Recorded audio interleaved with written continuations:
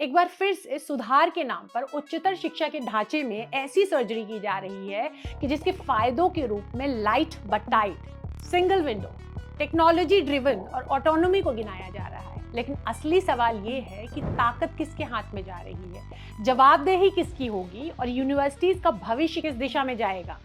तो यहाँ मैं आपको बता दूं कि एक ऐसा बिल लाया जा रहा है जिसका नाम है विकसित भारत शिक्षा अधिष्ठान अधिनियम 2025। इसके तहत यूजीसी, एआईसीटीई, एनसीटीई जैसी स्टैट्यूटरी बॉडीज को खत्म करके एक छत्र व्यवस्था बनेगी। एक आयोग बनेगा और उसके नीचे 3 काउंसिल्स बनाई जाएगी। रेगुलरिटी, स्टैंडर्ड सेटिंग और एक्रीडिटेशन फंक्शंस, यानी कि नियामक, मानक और प्रत्यायन। सबसे बड़ी बात यह रहेगी कि इस नए ढांचे में रेगुलरिटी काउंसिल के पास संस्थानों को अनुदान यानी कि ग्रांट देने की शक्ति नहीं होगी। सरकार का तर्क है कि नेशनल एजुकेशन पॉलिसी एनईपी 2020 के तहत फंडिंग को रेगुलेशन और एक्रीडिटेशन से अलग रखना होगा। इसलिए सेंटर से फंडित संस्थानों को पैसा देने के लिए सरकार एक मैकेनिज्म बनाएगी। रेगुलेटर के पास स्टैंडर्ड मेंटेन करने की शक्ति रहेगी और मिनिस्ट्री के पास पैसे की, फंड्स की। जब फंडिंग को पूरी तरह मिनिस्ट्री कंट्रोल सिस्टम में डाल दिया जाता है तो यूनिवर्सिटीज की स्वायत्तता, उनकी ऑटोनॉमी सिर्फ कागजों पर ही रह जाती है, व्यवहार में नहीं। क्योंकि संसाधनों की निर्भरता अपने आप में सबसे बड़ा दबाव होता है। अब फीस का सवाल, विधायक नियामक परिषदों को फीस नियंत्रित करने की शक्ति नहीं देता, जबकि उसी से उच्चतर शिक्षा के व्यवसायीकरण को रोकने की नीति बनाने को कहा गया है। कैसा कॉन्ट्रडिक्शन है। अगर रेगुलरिटी बॉडी के पास फीस, इंफ्रास्ट्रक्चर और लागत तक यानी कॉस्ट जस्टिफिकेशन पर स्पष्ट अधिकार नहीं है तो कमर्शियलाइजेशन को रोका कैसे जाएगा। और इस कानून में सजा देने की ताकत बहुत ज्यादा है और पहले से कहीं अधिक सख्त रखी गई है। नियम तोड़ने पर 10 लाख से 2 करोड़ रुपए तक की पेनाल्टी लग सकती है। अगर कोई कॉलेज या यूनिवर्सिटी केंद्र या राज्य सरकार की अप्रूवल के बिना शुरू की जाती है तो उस पर सबसे भारी पेनाल्टी लगेगी, पनिशमेंट दी जाएगी। यानी सरकार ने साफ कर दिया है कि नॉन कंप्लायंस पर अब कोई नरमी नहीं होगी। पुराने यूजीसी एक्ट में अधिकतम जुर्माना 1000 तक था। विधेयक का दूसरा बड़ा असर होगा सेंट्रलाइजेशन। नियुक्तियां राष्ट्रपति करेंगे पर सिफारिशें केंद्र सरकार की होगी।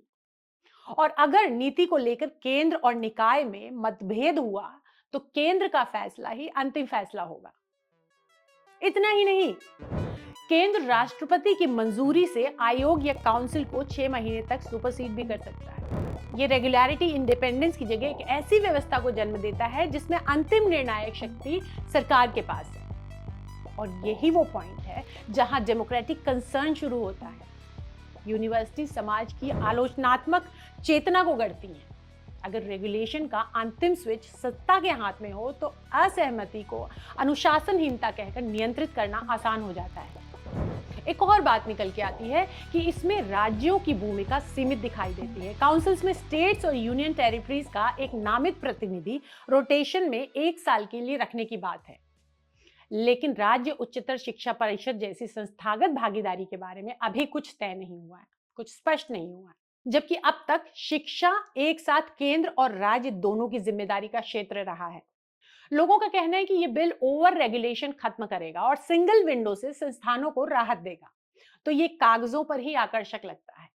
एक ही portal, public self disclosure, accreditation पर आधारित ऑटोनॉमी। पर असली सवाल ये कि सेल्फ डिस्क्लोजर का डेटा सिस्टम किसके लिए जवाबदेही बनाएगा, समाज के लिए या सत्ता के लिए। पारदर्शिता तभी लोकतांत्रिक होती है जब उसके साथ स्वतंत्र निगरानी, अपील का मजबूत ढांचा और निर्णय प्रक्रिया की सार्वजनिक समीक्षा हो। वरना पारदर्शिता भी सिर्फ डिजिटल ऑडिट बनकर रह जाती है जिसमें संस्थान हर वक्त ये साबित करता रहे कि वो दोषी नहीं है। एक और बात ध्यान देने लायक है, ये विधेयक मेडिकल, लॉ, फार्मेसी, डेंटल और वेटरनरी संस्थानों पर लागू नहीं होता। यानी सिंगल रेगुलरिटी अथॉरिटी का दावा अपने आप में ही पूर्ण नहीं है। ये गैर समरूपता आगे चलकर कोऑर्डिनेशन की नई उलझनें भी पैदा कर सकती है, खासकर मल्टी डिसिप्लिनरी यूनिवर्सिटीज मॉडल की बातों के बीच। तो असली सवाल ये नहीं कि रिफॉर्म गलत है या सही, सुधार अपने आप में कभी गलत नहीं होता। असली सवाल ये है कि ये सुधार किस वैल्यू फ्रेमवर्क पे आधारित है। अगर सरकार का उद्देश्य सच में कमर्शियलाइजेशन रोकना है और शिक्षा को मजबूत करना है तो तीन चीजें साफ और मजबूती से कानून में होनी चाहिए। फीस स्ट्रक्चर पर रेगुलेटर की स्पष्ट भूमिका। दूसरी, पब्लिक यूनिवर्सिटीज के लिए स्टेबल और फेयर फंडिंग।